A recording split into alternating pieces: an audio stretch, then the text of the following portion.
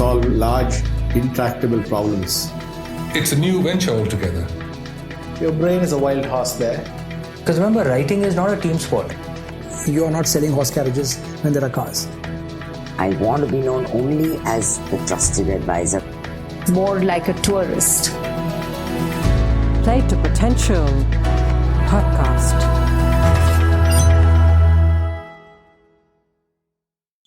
Yes. It's typically, these habits are formed based on how we grew up and not necessarily by our family of origin, although very commonly that is, what we see modeled by our families is often what we pick up about how we're supposed to deal with conflict. So I've often had clients say to me, in my family, we just avoided conflict. It was a very quiet dinner table. There was no conflict, but that doesn't mean that conflict didn't exist. Is my, what my point to them is, that doesn't mean conflict didn't exist. It just means that people's way of dealing with it was to not deal with it. Welcome to the 73rd conversation at the Play to Potential podcast.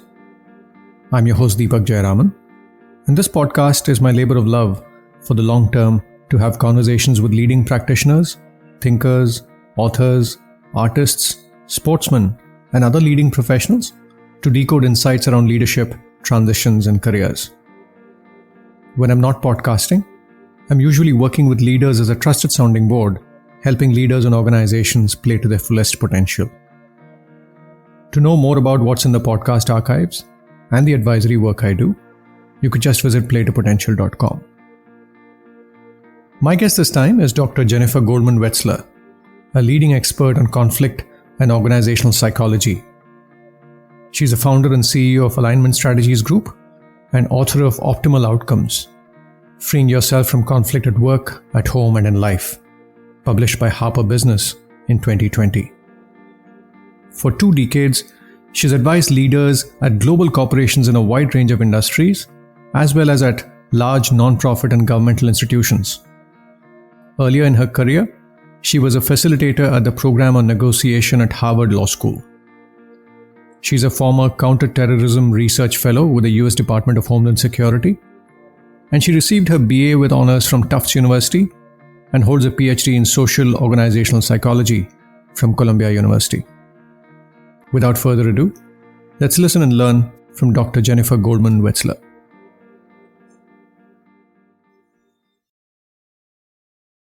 Jen, thanks so much for your time on the Play to Potential podcast. Excited to be talking to you. Thank you so much, Deepak. It's great to be here with you. And in this podcast, we talk about people's journeys and insights around leadership transitions and careers. Before we dive into the book you've written around conflict resolution, Jen, I'd love to get a sense of the arc of your curiosity and how you ended up researching conflict. So if it's okay with you, would love to get a sense of how you ended up writing this book and the sequence of events leading up to it. Absolutely. Well, it's important always, I think, to start from the beginning. And that starts with my 2 grandmothers. So when I was growing up, I had Grandma Florence, who was what I call our family's first conflict whisperer. So I grew up in a family of screamers and door slammers. And Grandma Florence was really the opposite of that. She was so calm just by her very presence. She could just calm us down. And so we would often drive, my brother and me in the back seat and my parents in the front seat. We would drive from our little red brick building in the Bronx each Sunday to my aunt and uncle's house in the Connecticut suburbs. And my Grandma Florence would sit in the middle of me and my brother in the back seat. And there would be screaming, inevitably screaming every which way in the car on the way home. And Grandma Florence, just by saying, "Shah, shah, quiet, quiet," she would, in her very calm Yiddish way, really just calm everybody down somehow. And on the other side of my family, my Oma, my grandmother, Helen, and my grandfather, my Opa, Hans, they had immigrated to this country, to America from Vienna, Austria, but it took them many years, 6 years of a journey through Switzerland and Portugal and Italy, and eventually to the Dominican Republic, where my father was born during the war. And then once the war ended, they were able to come to New York.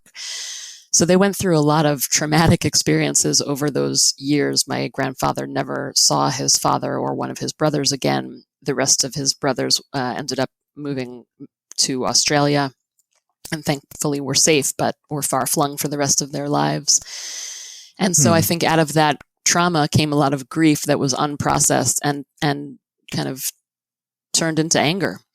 And so there is a legacy of grief and anger in that side of the family. And so I think it was for me the combination of growing up in a family of, the anger and the screaming and the model of my grandma Florence that really enabled me to be in the eye of the storm with people who are in conflict and to be able to be that conflict whisperer for them. And that's been true for me and my family as I've gotten older, and my family today, and also with friends and colleagues and obviously with my clients as well. So that's just the beginning of the journey. And then when I got to beyond college, in college, decided to study conflict resolution, it was just something I was naturally drawn to. And then I went to go study in Jerusalem for my junior year abroad of college, which is in many ways, it's called the City of Peace, but I think it should really be called the City of Diversity or the City of Conflict as well. So I really, really learned about international conflict there and identity conflict there. And then my whole career for 25 years has been focused on negotiation, conflict. I began my career at the program on negotiation at Harvard Law School and at several organizations affiliated with it in Boston, Massachusetts. And then I came back to New York, where I'm from originally, to do my Ph.D. in social and organizational psychology with a focus on intractable conflict, where I studied humiliation. So all of my work at Columbia, where I was studying, was funded by the U.S. Department of Homeland Security, because I was looking at how does the emotion of humiliation drive or exacerbate long-term conflicts. And I began my research in 2002 when the U.S. Department of Homeland Security had just been founded after 9/11. And so they had just created a new fellowship program and had invited me to apply. So I did, and they funded my work for 5 years. And then I came out and I realized I had been studying how we get stuck in long-term conflicts and all the complex factors that contribute to that. But I knew I could spend the rest of my life just looking at the ways we get stuck. And I said to myself, I need to pivot. I need to look at how can we get out of these long-term conflicts. And so that's been the last 14 years of my life has been spent looking at how can we get out of these conflicts that seem to go around and around and around. And how can we stay out? How can we free ourselves from these kinds of situations? So I've been working, I founded an organization called Alignment Strategies Group, where we help CEOs and their senior teams to collaborate across lines of difference, and across lines of differences of worldview, of opinion, and to create optimal outcomes for themselves and their teams as a result of having those tough conversations. Mm-hmm. Mm-hmm. And maybe just before we dive into the book, Jen, could you define what's conflict and maybe shine the light on healthy conflict? Yeah. Well, conflict can be healthy when it happens once and people can talk about what's happening and then figure out a way forward, right? So it can lead to, a ton of research has been done that shows that when people come from diverse perspectives, have different points of view, they talk about it, that can lead to more innovative solutions, more creative solutions. So, one-off conflict can be a healthy thing. But when you find that you're going around and around and having the same argument with someone over and over again, or it's not the same argument, it's about different content pieces, but the nature of it is the same, right? Where you're blaming me and I'm blaming you back. Even if one day we're talking about the dishes and the next day we're talking about a PowerPoint presentation or whatever, it does, but the pattern is similar. Blame. In that case, this becomes unproductive, unhealthy, not useful. And that's my work, is to say, how can we help you ourselves? How can we help ourselves get off of that, what I call conflict loop? So let's talk about the conflict loop, Jen. You actually say that we end up getting into a vicious loop and we struggle to get out of it. Can you talk a little bit about what the conflict loop is? And, and of course, we'll talk at length about how we get out of this, but it'd be good to talk about the conflict loop first. Sure. When we are stuck in conflict, we've got our conflict habit that interacts with other people's conflict habits, and those conflict habits form a pattern of interaction. And they tend to get locked in this pattern of interaction. And so if you think about this as like a circle, that's just a never-ending circle. It just goes around and around and around. You can imagine yourself stuck on this conflict loop. And the question that all of my work today really deals with is how do we interrupt, put a break in this pattern so that we can have a little space to move and ask ourselves, how can I get off of this conflict loop? And you talk about common conflict habits and you break them into four. You briefly spoke about one of them, but could you sort of lay out the framework here, Jen? In a way, this is sort of the underlying foundation based on which we start realizing where we are coming from and where the other person is coming from. So if you could talk a little bit about the four different approaches to conflict that we end up gravitating towards.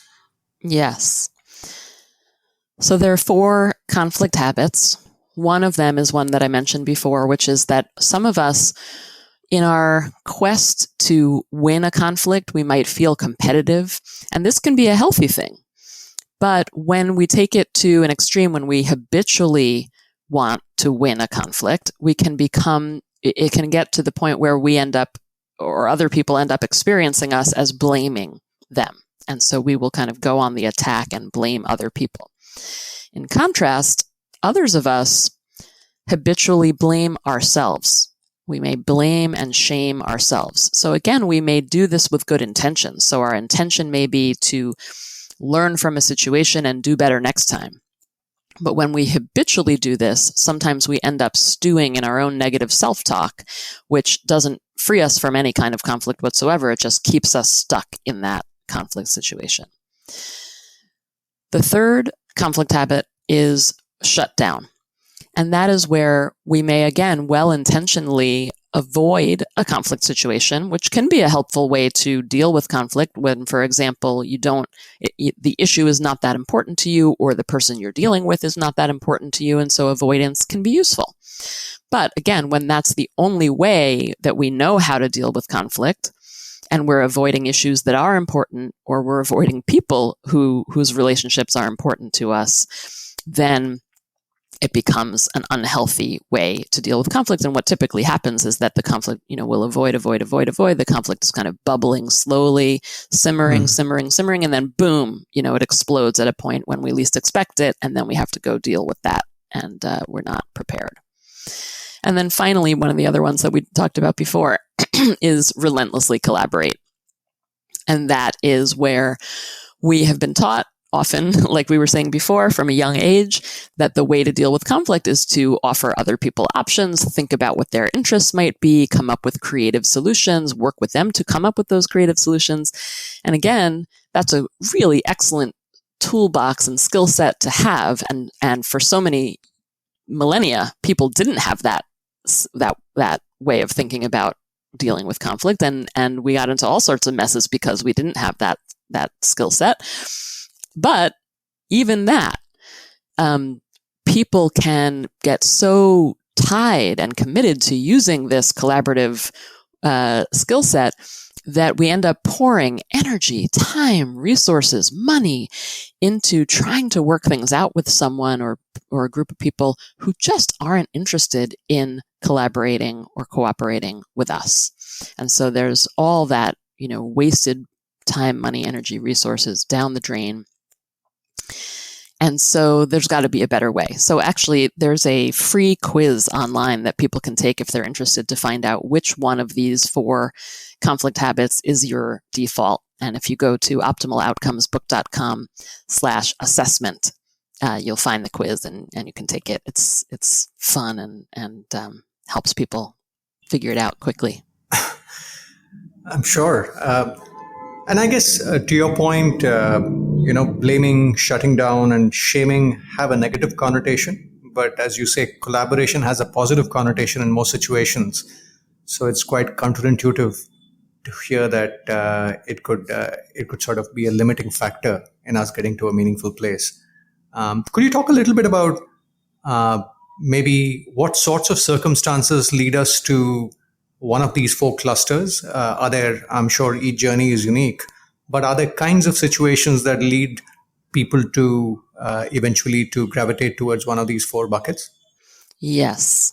It's typically, these habits are formed based on how we grew up, and not necessarily by our family of origin, although very commonly that is, what we see modeled by our families is often what we pick up about how we're supposed to deal with conflict. So I've often had clients say to me, in my family, we just avoided conflict. It was a very quiet dinner table. There was no conflict, but that doesn't mean that conflict didn't exist. Is my, what my point to them is, that doesn't mean conflict didn't exist. It just means that people's way of dealing with it was to not deal with it. Similarly, like I was saying before about relentlessly collaborating, I learned as a 20-year-old in my first company that I worked with called Interaction Associates. It was very big on collaboration and taught people how to collaborate with each other. And so I think a lot of people learn that when you're in a work environment. But you could certainly learn from a young age how to deal with conflict from things that you learn at school, from teachers, or from other family members, or from religious figures in your life. But we typically pick these things up without realizing that we're picking them up from a pretty young age. Got it. And as I was reading your book, Jen, what I found interesting was, mathematically speaking, if we sort of take the fact that we could fall into one of the 4 conflict habits, and the person on the other side could be one of the 4, it leads to 16 sort of permutations. But I noticed that in your book, you say that there are 5 patterns which are more common than the rest. Blame, shame, blame, shut down, relentlessly collaborate, shut down, and blame. Just as I eyeballed it, I got the sense that blame and shut down are possibly more commonly found among people than the rest. Would that be a fair way of understanding the context here? I thought that was such an interesting insight. You wrote me that before we spoke, and I remember that, and I think that's a really interesting insight. I have to say, I don't know. I have not done the analysis on people who've taken the quiz to see if there are major differences, and I can and should potentially do that. All the data is completely anonymous, and we do have the data. So I should look at it and do that analysis. My sense, though, just anecdotally, having worked with thousands of people who are my students at Columbia and also clients in all kinds of corporate and academic and nonprofit and governmental environments, is that there feels to me like it's a pretty even breakdown. So I have over the last 10 years done a exercise on the first night of the 3-day workshop that I give at Columbia for graduate students on optimal outcomes. And I have people self-identify. This was before I created the quiz online. And so people would self-identify in one of these 4 conflict habits groups. And generally speaking, those 4 corners of the room that I would send people to were pretty evenly distributed. So I'm not sure that it's about that. The best thing I can chalk it up to is that there are certain patterns that are easier to get locked into than others. And so, for example, blame, shame is a perfect, I think, example of this, where if you have a conflict habit of you shame yourself, you blame yourself, you might be naturally drawn to someone, to be in relationship with someone who is a blamer. That's a very natural pattern to get stuck in. The blamer will be naturally attracted to you, and you will be naturally attracted to them because you're already shaming yourself, and you're going to find someone who's going to kind of lay it on you. That's what you attract. And a blamer needs someone who's going to allow them to blame them, allow the person to blame. So I think that's more how it works. Same thing with blame. Often, like in my family, and I talk about this very honestly in the book, my mom and I were stuck in a blame pattern for many, many years. And, that was not fun or easy, but it does kind of make sense. I grew up in my parents' home, and there was a lot of screaming and yelling. And so as much as I had my grandma Florence as that model of how to deal with conflict, which was to stay calm and allow, she was the eye of the storm for others. I also had this model of blaming and anger. And so I know how to do that really well too. And so I think blamers can also find each other, and that's a really sticky pattern, conflict loop to get stuck in as well. So those are just two examples. Does that help? Is that a help? Yeah, absolutely. I think that's a great insight. It's not so much about the incidence of these 5 types, but probably the stickiness of these kinds of conflict patterns, which possibly makes them stand out for you. So I think that's an interesting nuance. I hadn't quite processed it that way.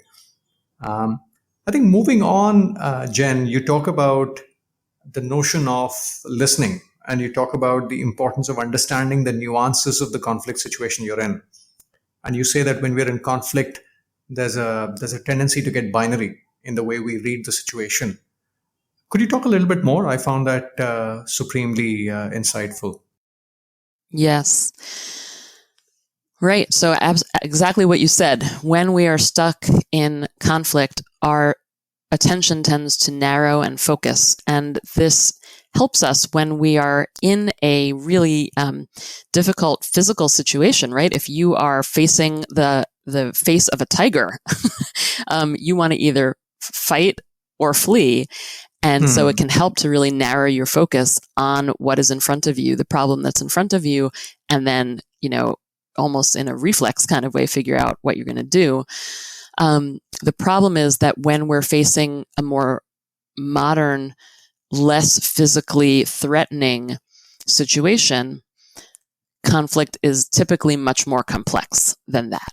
And so a situation that can seem like it's just about you and me, and it's just about what I say and what you say, or what you do and what I do, can actually be more complex. And so when we don't allow ourselves to notice that complexity surrounding the situation, or that's a part of the situation, we lose the opportunity to gain valuable insight about the nuances and about the influencing factors that exist that could actually serve as important levers for change in that situation. So there's a practice that I've used for 10 years that I originally learned from one of my professors, from my advisor, Dr. Peter Coleman, who runs the International Center for Cooperation and Conflict Resolution at Columbia University in New York. And it's a great practice that people can do even in 2 minutes. I've seen people have major light bulbs go off and major aha moments from doing this practice.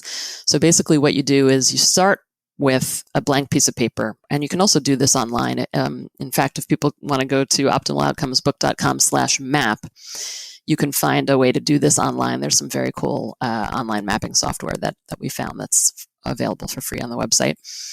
But you take out a blank piece of paper, and the first step is just put down the names of the people who are involved in whatever situation is occurring for you.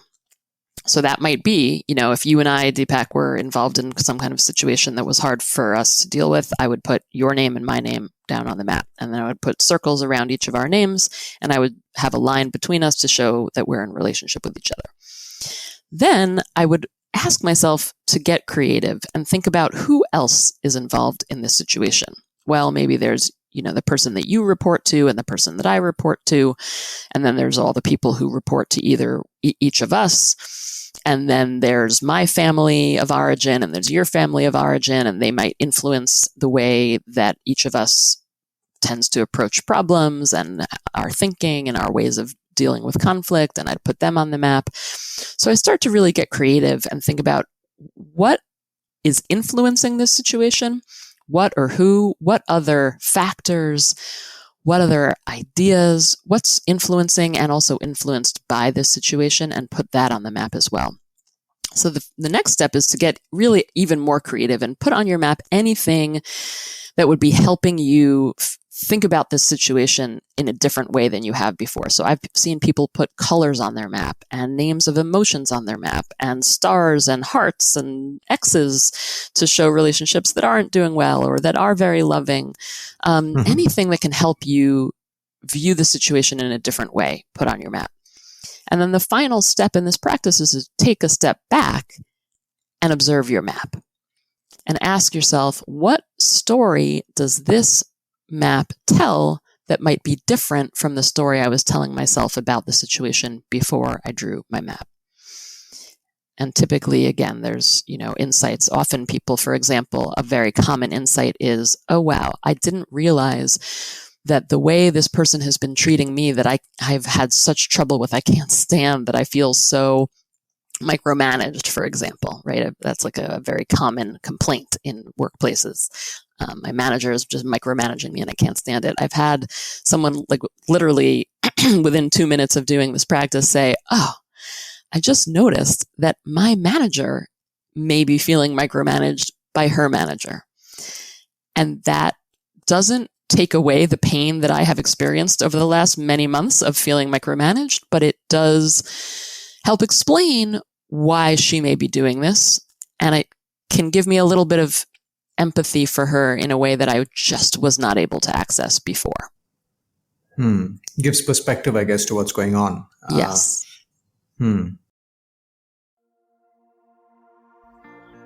This is your host Deepak Jayaraman here. Picking up from what Jennifer says, I do think when we are deep into conflict, we end up seeing things in a binary fight, flight, or fright kind of a prism. And that's possibly due to the several thousand years of evolution. It's worth thinking about how we look at the situation with nuance, rather than embracing a simplistic storyline. Something similar came up with my conversation with Jennifer Garvey-Berger, author of the book Unlocking Leadership Mind Traps. She talks about 5 common traps a lot of us tend to fall into, and one of the traps she talks about is a trap of falling for simplistic stories. Well, so we kind of fall in love with our own conclusions, and we fall in love with our own stories without even noticing their stories. You can hear it in our language. Like you hear people say, well, it's obvious that, or it's totally clear that. I hear it in my language all the time. And almost never is it actually obvious, the thing that I'm talking about. And so forcing ourselves to listen to when we have a simple story, like it's obvious what the government should do here.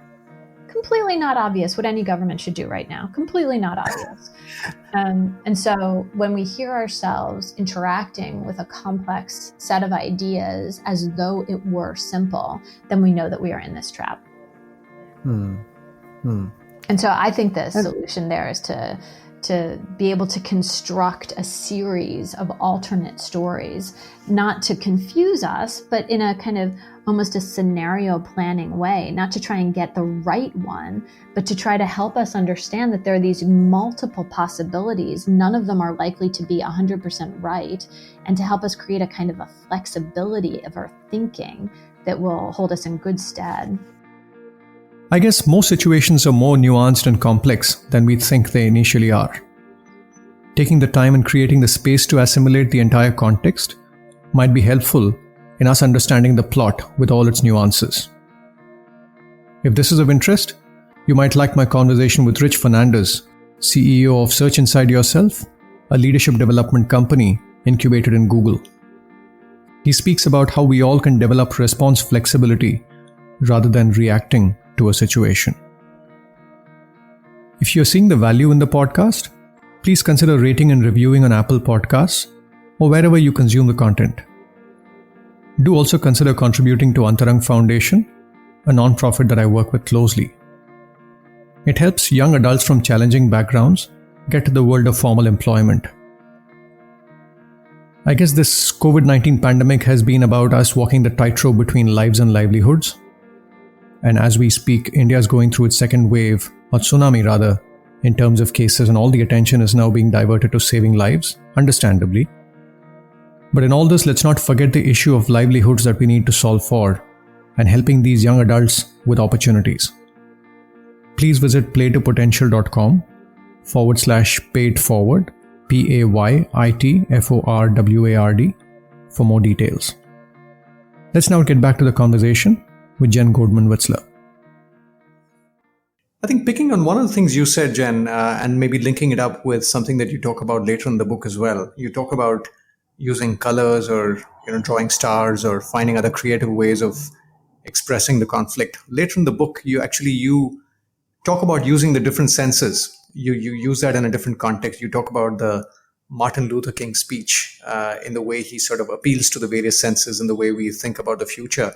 If I may ask a broader question, what do you see the role of the various senses, both in terms of building awareness of where we are in the conflict, but also in the context of coming up to a better place? Great question. The reason why this is a central part of the optimal outcomes methodology is because of my experience working with real people in real organizations who I saw struggling to know what they even wanted. It's impossible to collaborate with other people if you don't know what you're hoping for, right? Oftentimes, when we're stuck in conflict, we are so focused on what went wrong and on who's to blame, whether it's ourselves or other people or some combination of both, that we neglect to kind of pick our heads up out of the sand and ask ourselves, hey, wait a minute, what would I like to see happen here in the future? And so this practice of imagining the future is all about asking people to stop, pause, and ask themselves this really important question. But when I started to ask people to do this, what I quickly realized was you can ask someone to imagine what they want in the future, and they'll give you all nice, words about it, but it will be meaningless if they don't put down the thinking hat and pick up the imagination hat instead. Basically, if you're stuck in long-term conflict, you've probably tried many times to figure out, a creative solution, right? Especially because this win-win negotiation methodology has been around for 4 decades. So most people do know about it and have been trained in how to use it, or many people, particularly in the kinds of business contexts that I think many of your listeners are coming from, they have been trained in this kind of way of thinking.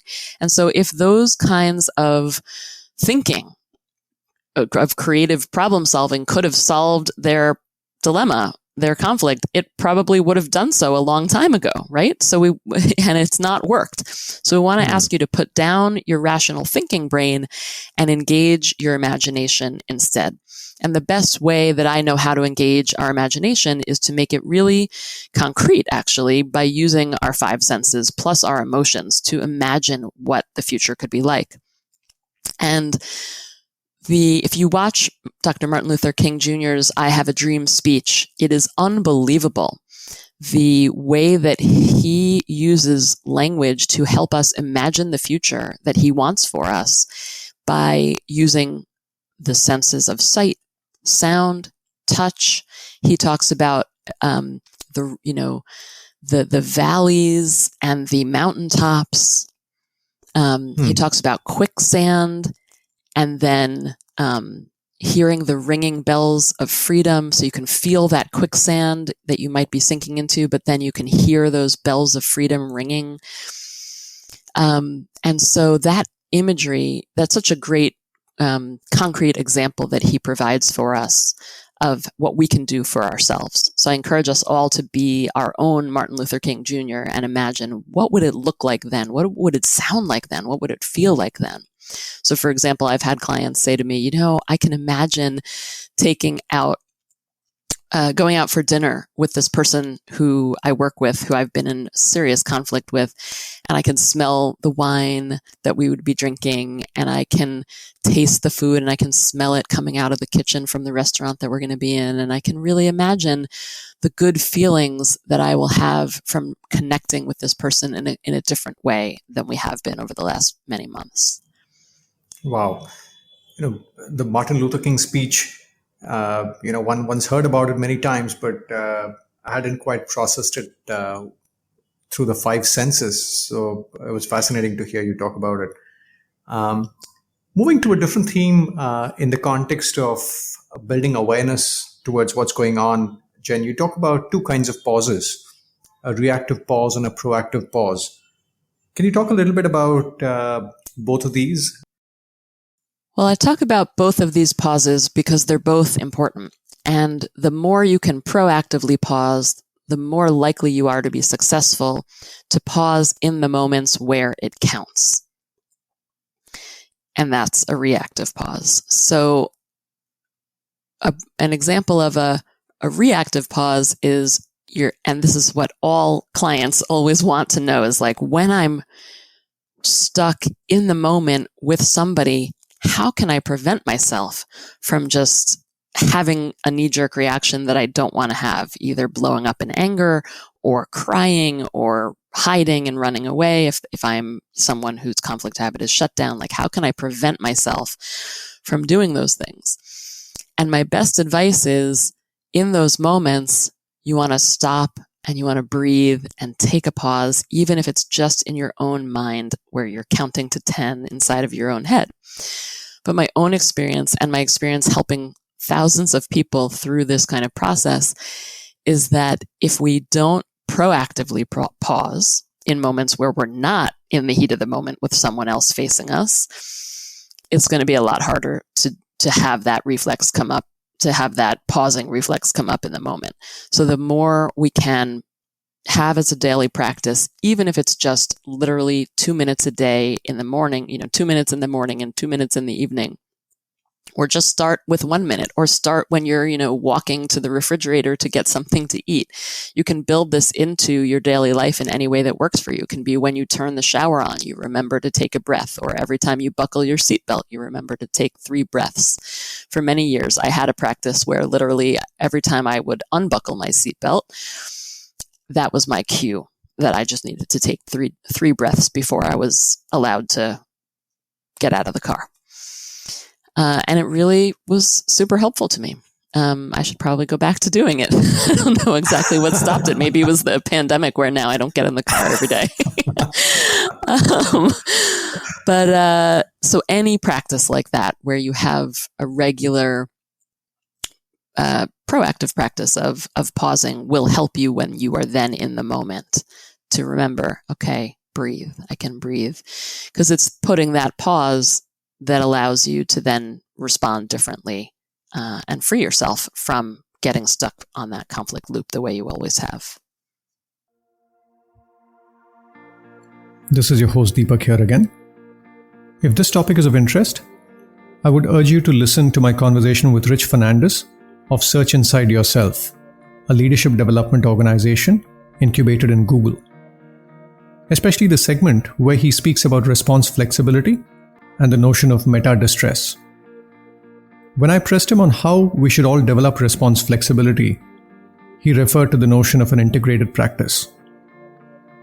Well, what I would say is ritualize it and routinize it. So make it a ritual or a routine. So personally, for me, it's the first thing I do when I wake up. I literally get up from bed, splash some water on my face, and I go downstairs to my office, and then I sit in the morning. And this is early morning before the sun is up. I'm an early riser. And before my family is awake, before I check my email or open up, the laptop or look on my phone or anything, it's the first thing I do. And then the second thing I do is I brush my teeth. So it's to that level of routinization, right? It's to that level of ritualization for me. It's just the hygiene factor, I call it. So to the extent you could make the formal practice of meditation a hygiene factor, it will help make it a habit in your life. The other suggestion I have is something we offer in our curriculum, which is make it a set of integrated practices. When people think about meditation, they think about having to do exactly what I just said, which is set aside, X block of time and, sit in a certain way and close your eyes and protect this space for formal practice. But there's also a way to practice mindfulness and meditation in an integrated way. So, for example, as you move through the course of your day, integrate it into your day. Between meetings, if you need to walk to the restroom, make that a walking meditation. I'm actually serious about that, right? Become aware of your body as it moves through space between your office and the restroom. Become aware of your footfall. Become aware of, the felt sense of your body. How are you feeling actually in that moment? Back to what Jen says, I guess it's critical for us to respond and not react when we are in the heat of the conflict, and some of these proactive mindfulness practices can help.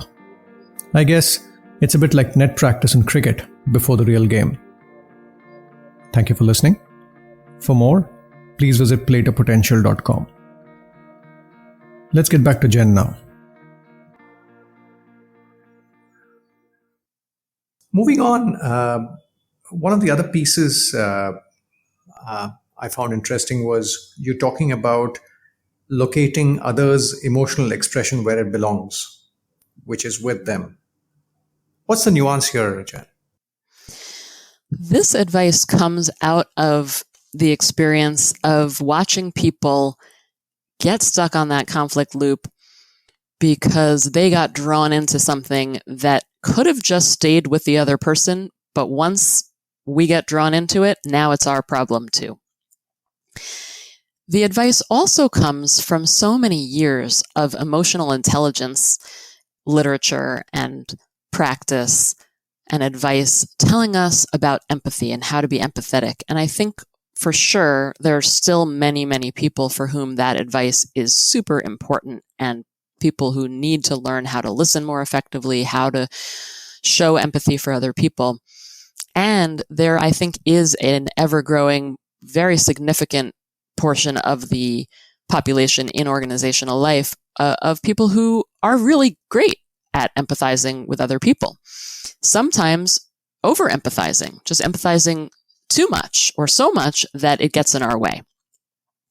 And so the advice to allow other people's responses and reactions to remain with them is particularly relevant for those of us who might be likely to be very good at empathizing with other people, and to remember that it's okay and in fact advisable to hold a boundary between ourselves and other people, so that if someone else is yelling at me, I have a choice about whether I take that personally and tell myself the story that that's because I'm a bad person, or I did something wrong, or I made a mistake, or not. Or maybe it's some combination, right? But at the very least, it's not only about me if someone else is yelling at me, right? It also tells me, it's also data. It tells me something about how they deal with something that they didn't like, right? So one of the stories in the book that runs throughout the book is about Bob and Sally. And Bob has this temper where he doesn't like something and he flies off the handle. And Sally, does the same thing right back. They're in this blame conflict loop. And so my work with them, part of it was about helping Bob learn how to pause before he would pick up the phone and scream at someone who, was responsible for that day's client mishap. And part of it was also for Sally, helping her to not respond every time he would start screaming. And for her to take her own pause and break and just say, look, he can scream his head off, but he's going to look like a real fool. He's going to look like the fool if I just stand here and witness it, versus the minute Sally, start yelling back, well, now I'm implicated, right? This is such a, you can see this with anyone who has more than one young child any parent. Right? It's like I can't tell you how many times I've said to my daughter, the minute you started yelling back at him or the minute you hit him, now I'm not yelling at him, I'm yelling at you. Like now it's your fault too. Like if you had just come to me and said, Mommy, my brother hit me, or, whatever he did to you, you would have been in the clear. But now that you're implicated too, now you're both in trouble. That's not a conflict loop. That's like a conflict nuclear explosion. Exactly. And very common, more common with adults than we might like to admit, but it's the same exact pattern. I have an 11-year-old and a 7-year-old, so that touched a nerve. Right, exactly. Well, I think you can help them. Let the other person, let it stay with the other person. Got it. And maybe just staying with it for a minute, in a way, this piece sounds a bit like the point you made around relentlessly collaborate, where something that's a virtue, which is empathy, can actually come in the way if we over-empathize. So there's a downside to too much of a good thing is the way I took it. Yes, absolutely. Again, I think because the world of collaboration has been around for so long, for so many decades now, there is more and more a risk that the things that we've learned how to do in order to do well when we deal with conflict are the things that are now, 40 years later, getting in people's way. And that's an important thing to be aware of. And to know yourself. If you know that your conflict habit is that you typically, blame other people, that's one thing. But you could just as easily be someone who's relentlessly collaborating with other people, and that can just as easily get in your way. So know yourself. That's the first practice here, is to know your conflict habit, identify the patterns that you typically get stuck in with other people, and then ask yourself, what's really going on here, and what could I do that would be different from what I've done before? And there you don't need anyone. I mean, the beauty of this methodology too is that you don't need anyone else's cooperation in order to free yourself from a conflict loop. It all comes from within yourself. So if someone else is going to scream their head off and you kind of disengage from that, well, then they're just, like I said before, they're just kind of screaming and you're not involved. It's a much different, there's no loop there. You're free from it. And just sticking with this, Jen, in your work, do you see any fundamental differences in the approach that we might need to take in the context of conflict at home, whether it's spouse or parents or children or other relatives, close relatives, as compared to the way conflict shows up at work? Or are these the same set of universal principles that apply in both these kinds of situations? The latter. Yeah, this methodology applies across all different kinds of situations, just as it has for any methodology that helps people deal with conflict. This tends to be true. And I think that's part of the power of it, is that very often I'll be working with people in an organizational context, because that's my home. That's what I do. I'm an organizational psychologist.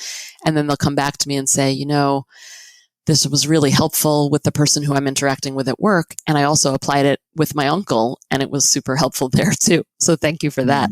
And certainly, one way that I know that this has applicability across all of these different parts of life is that I developed this methodology while teaching it as a course to students from all different walks of life, some who were mid-career professionals, others who were 22-year-olds just starting graduate school and mostly had family situations to apply it to. And the course was all built around taking the framework and applying it as part of the course in people's lives.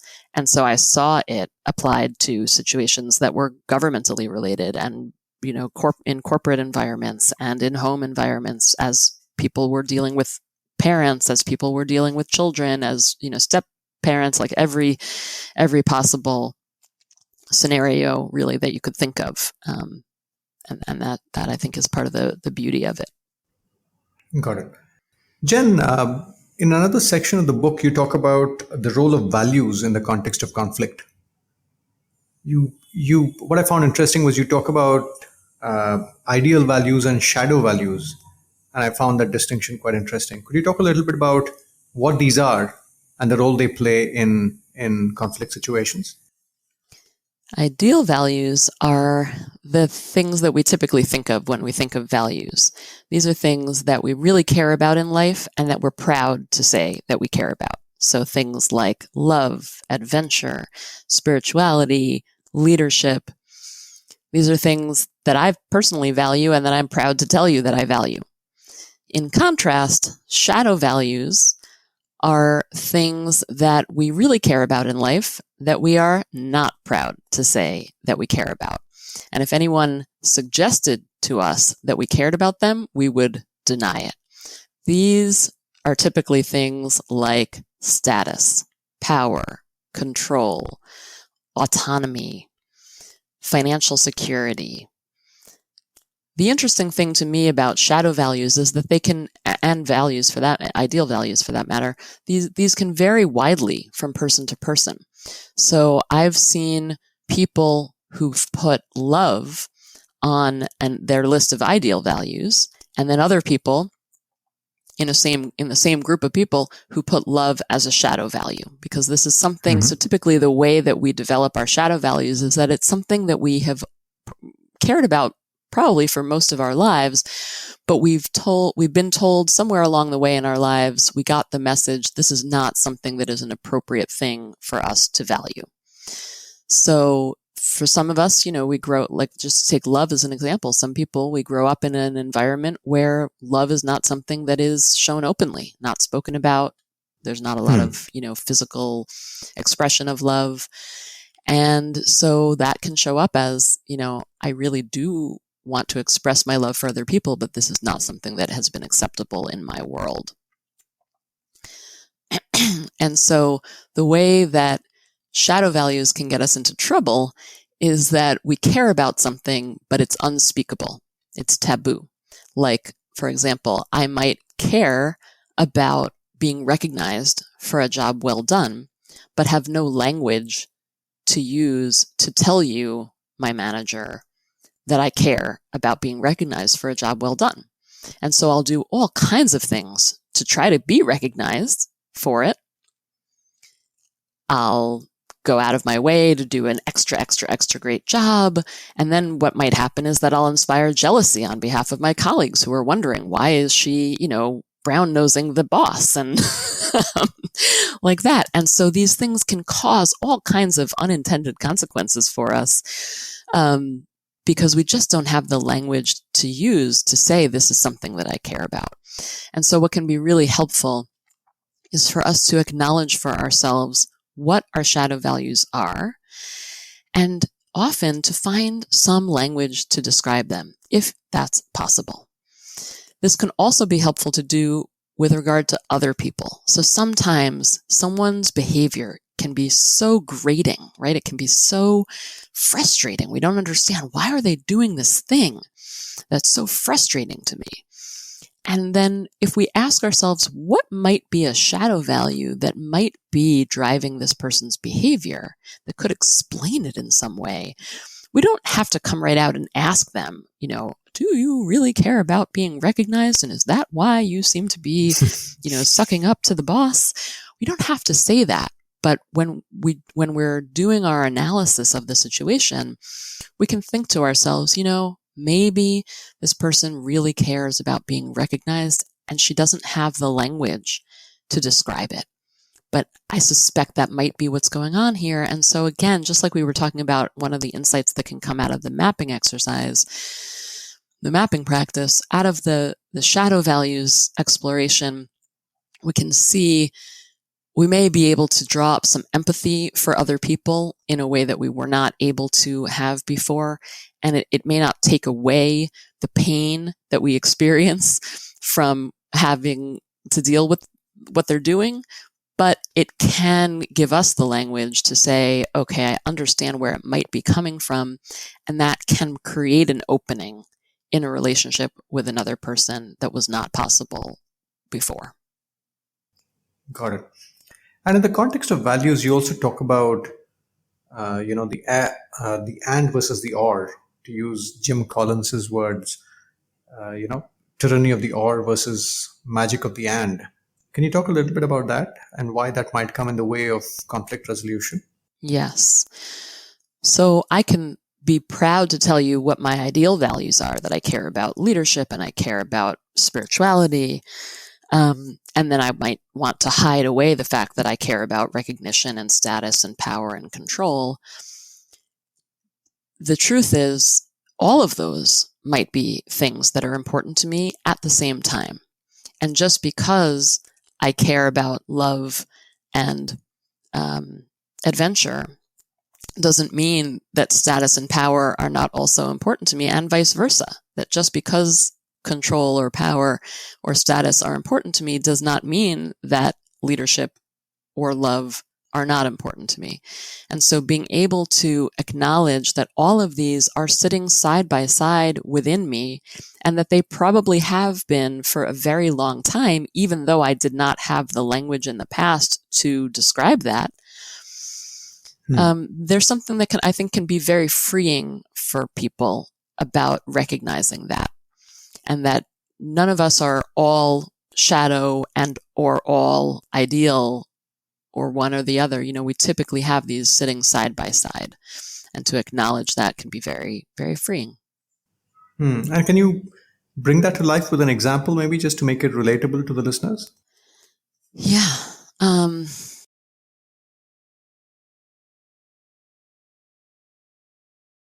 So I'm thinking about a family situation that a student of mine once brought. And it was a conflict that she was experiencing that involved her husband and also her husband's mother, so her mother-in-law. And she had experienced her mother-in-law as classic situation as really meddling in their lives. And she couldn't stand how the mother-in-law was just always telling her and her husband what to do, how to raise their children, how to make their home, what kind of food to serve, just went on and on. And so she went through this practice of identifying her own ideal and shadow values and her mother-in-law's. She tried to take her best guess at what might be her mother-in-law's ideal and shadow values. And of course, you're always just taking your best guess unless you have a close enough, trusting enough relationship with someone else that you could have this conversation where you might even ask them, what do you think some of your values might be? And you could walk them through this process. I think that's very, very rare, though, even in a situation where you have a close relationship. These can be very tough things to talk about. So you're usually taking your best educated guess. And what this student identified about her mother-in-law is that her mother-in-law both probably had an ideal value of love. She loved her son. She loved her daughter-in-law. And she also had a shadow value of control and of recognition. She wanted to be recognized as someone who had advice to share. And she wanted to control some aspects of this, how they were raising their children and what they served for dinner. And so that all of that could be true for her mother-in-law, I think was a very powerful notion, that the mother-in-law could both be loving and also need recognition and also have some sense of wanting to control things. The control part, I think, was not as easy to take action about for my student. But what my student was able to do once she recognized that the mother-in-law couldn't come out and say, I want to be recognized as someone who has advice to share. But my student was able to go to her mother-in-law and say, I want to acknowledge, I want you to know we really respect how much experience you've had over your lifetime. And it means a lot to us that, you would let us know your recipes from your grandmother or whatever. So it helped raise my student's empathy for her mother-in-law, and also enabled her to say things and treat her mother-in-law in a way that would engage their relationship in a more positive way. Sort of proactively address some of the, not the emotions, but some of the needs that the person might have, that the person may not articulate. Exactly. Exactly. Even when they're unspoken, which they so often are in these intransigent conflict situations. There's usually shadow values at play that may need to remain unspoken, because to call them out and to name them could be so incredibly painful. And in fact, they've been pushed down so far down in people's unconscious that the mother-in-law, even if my student would have wanted to say to the mother-in-law, I think you really want to be recognized, the mother-in-law genuinely could have responded, no, I don't, because she genuinely was not aware that she wanted to be recognized for her expertise and advice. So having that kind of conversation is not going to really get you anywhere, right? You're just going to be meeting someone's defensiveness because it's all been unconsciously held. So really being able to work with that unconscious part of them in a deft, skillful way can be really, really transformative. This is your host Deepak Jayaraman here once again. It's interesting to hear Jen say that shadow values might be things that you might be aware of, but not acknowledge publicly. But I feel these could also be things that are in your blind spot. Others around you might see it, but you may not. In my work with leaders, one of the pieces they often find valuable is the initial assessment piece, where I try and uncover not just their strengths and development areas, but some of these deeper elements like their values, principles, what drives them, and so on. Unfortunately, we never get structured data-based feedback on these areas, and we often don't unearth these. I tell leaders, especially in the transition phase, to pause and throw light on some of these elements that are in the shadow.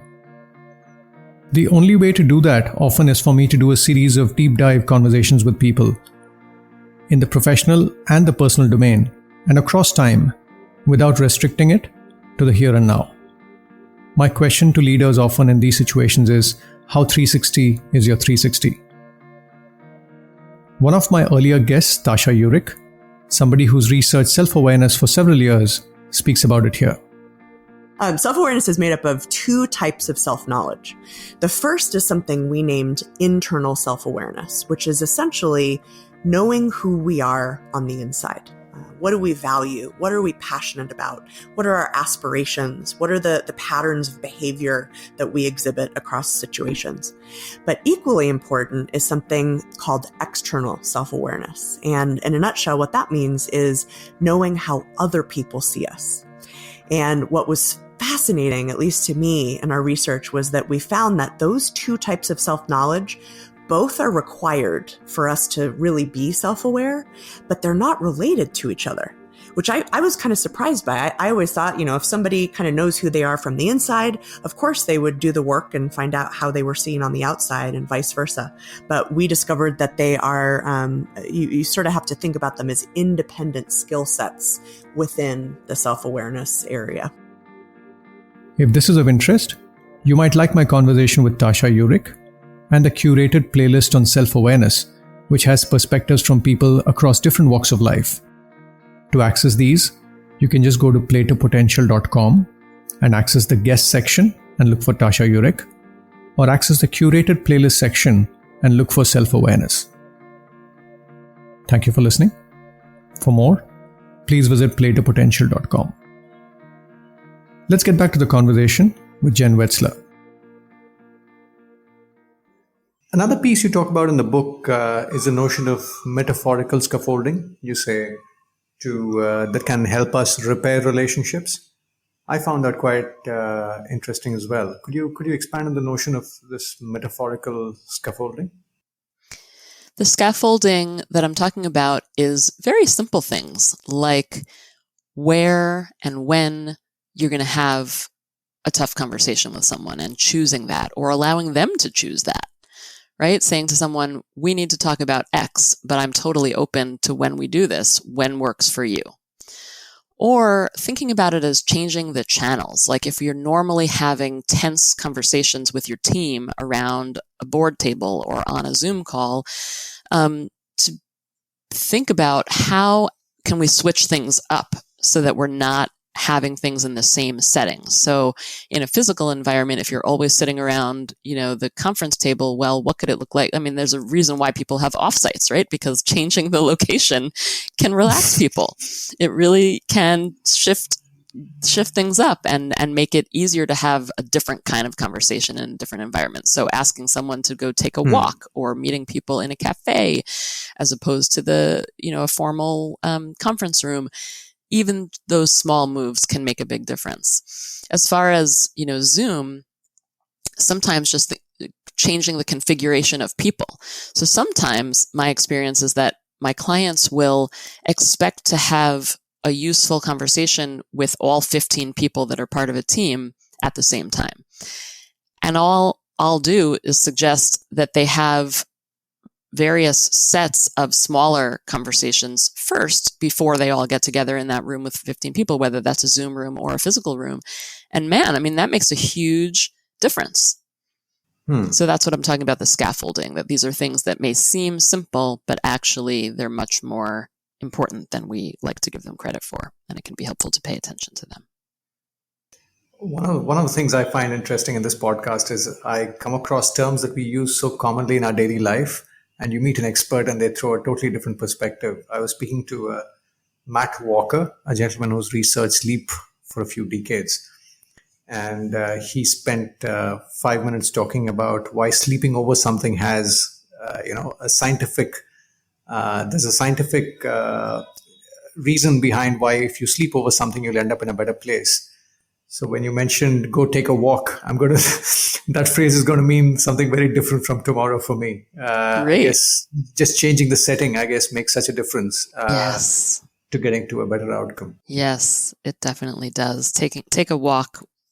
Take a walk. Ask someone to go take a walk rather than sitting and talking to each other. The movement, there's something about movement, especially if you're someone who you know about yourself that you are a kinesthetic person.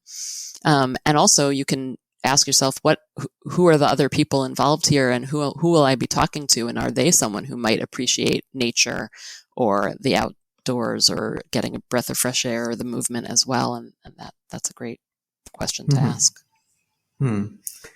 The other thing that I found interesting was you talk about small experiments and you suggest a prototyping approach to getting out of conflict. Rather than shooting for the ideal outcome, you sort of say that let's take baby steps towards it. Could you talk a little bit about what you mean by that and how that plays out in a conflict context? Yes, I talk about mini experiments. So if you've been doing your conflict habit and that's not working for you, you know what you don't want to do, but you don't really know what you do want to do. So my best advice is to start small. Start in a safe environment, actually. So if you're in a really tough situation with somebody from work, try testing out a new behavior with someone from home where the stakes are going to be lower. So, if your conflict habit is relentlessly collaborate and you've decided that doing something different might look like being direct. And instead of asking someone else what it is that they want and then trying to figure out options that could meet their interests and yours, you're just going to tell the other person, you want to test out telling someone what it is that you need and just being more direct. So you could try that out with your partner at home or with a kid at home, and just be more direct in a situation and see what happens. What's the feedback? I ask people to take notes in a very simple way. So you do a behavior. So in this case, say something directly, here's what I need in this situation. And then see what happens and write down for yourself what worked well about what I did and what would I do differently next time. And I always encourage people to put at least 3 bullets under each side, each question. On the one left-hand side of the page, what worked well, 3 bullets. Right-hand side, what would I do differently, 3 bullets. And it's all framed in the positive, right? I didn't say, what do I criticize about myself? I said, what would I do differently next time? So that you're constantly feeding back some really helpful information to yourself about what you would do differently next time. And then you take it into the more tricky environment at work and do your experiments there, right? See how it goes. And, keep testing in small ways until you find what works. And you talk about this notion of a pattern breaking pass. And I really, really love the example that you gave of President Carter at Camp David. You talk about the incident of President Carter offering 3 photographs addressed to Begin's children. And you talk about how that provides a breakthrough to a sort of a deadlock till then. Can you sort of share this example and talk about the broader insight here? Yes, there are 2 different things that you just mentioned. One is the pattern breaking path, and then one is the example of Carter, which I think makes us related and slightly different points. So I'm going to take them separately. The pattern breaking path, there are 3 focus points to it.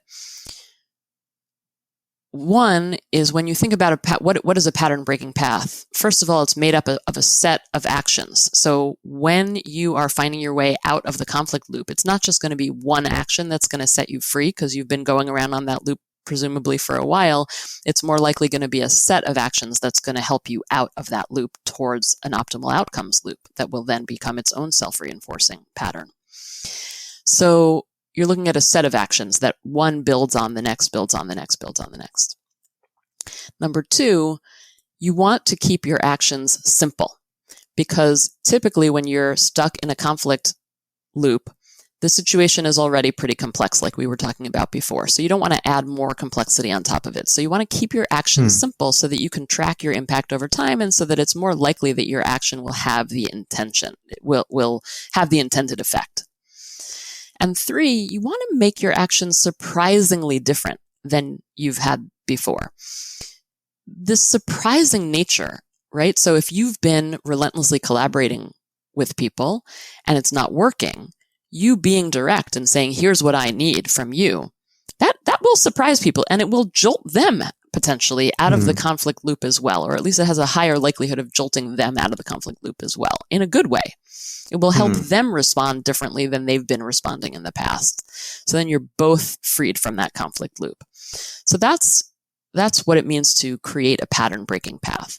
Now, this example of Jimmy Carter absolutely has some aspects of what I just described on it, particularly the surprising nature of it. So the story is that Jimmy Carter in 1978 brought to Camp David the prime minister of Israel at the time, who was Menachem Begin, and the president of Egypt, Anwar Sadat. He brought them because he wanted to help them make peace between Israel and Egypt. And after many days, the negotiations had broken down. Neither side was willing to budge, and each leader, Begin and Sadat, was packing up his bags to go home. And so Carter went and asked his assistant to find 3 pictures of the 3 of them, of Carter, Begin, and Sadat, that had been taken earlier in the week. And Carter signed each picture and addressed each picture to the grandchildren of Begin, who Begin had told Carter about earlier in the week. And so Carter goes and knocks on the door, on Begin's door, as he's packing to go home, and hands these postcards, hands these pictures to Begin. And as Begin looks at one postcard and then the next and the next, he begins to cry. And within the next day, Begin had stopped packing and went back to the negotiation table and made a historic peace agreement that is in effect to this day. And what I love about this story is, first of all, the surprising nature of what Jimmy Carter did. But the real point to me of this story is about the power of helping people see the unintended consequences of their actions on people who may not be immediately obviously involved in the situation. So what Jimmy Carter did there was that he, like we were talking about mapping, he widened the situation for Begin, right? So Begin was so focused on not having gotten what he wanted from Sadat in the prior negotiations that week.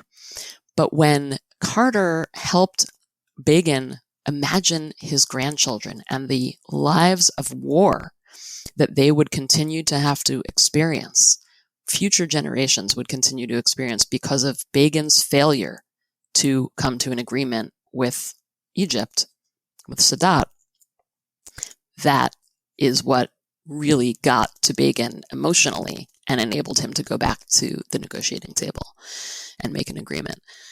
So the power of asking ourselves, what might be the unintended consequences of my actions here, either my actions or of my inactions, and then allowing that to help us see, do I want to do something different here? To me, that's very powerful. Fascinating. Jen, this podcast is titled Play to Potential. As we wrap up, given all the work you do and your research around conflict and everything else, net, how do you think about the phrase play to potential?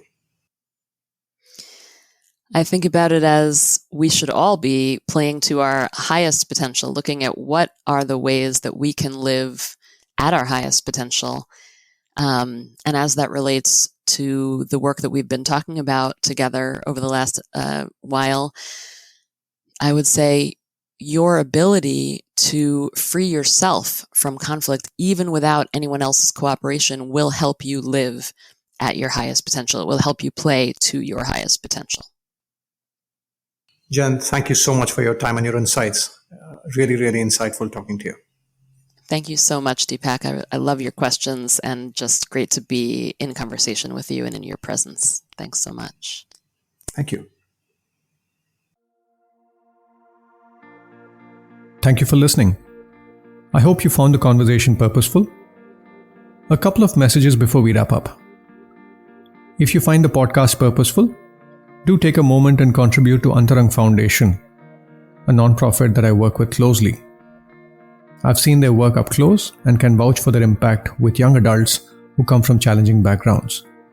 As a matter of fact, two of the editors of the podcast, Akash Diore and Armand Bansod, come through Antarang Foundation. While we are battling the health crisis given COVID-19, we cannot afford to ignore the issue of solving for livelihoods in our battle to save lives. You can get more details of the work they do at the paid forward section at playtopotential.com. Do also rate and review the show on Apple Podcasts or wherever you consume the content. It might seem like a repetitive ask, but trust me, it makes a big difference in people discovering the podcast amidst a lot of noise out there, given the boom in the podcast supply in India in the last few months. It also helps us attract good quality speakers. To know more about what's in the podcast archives and the advisory work I do, you could just visit playtopotential.com. Thank you, and hope to have you tune into one of the subsequent conversations at the podcast. Bye now.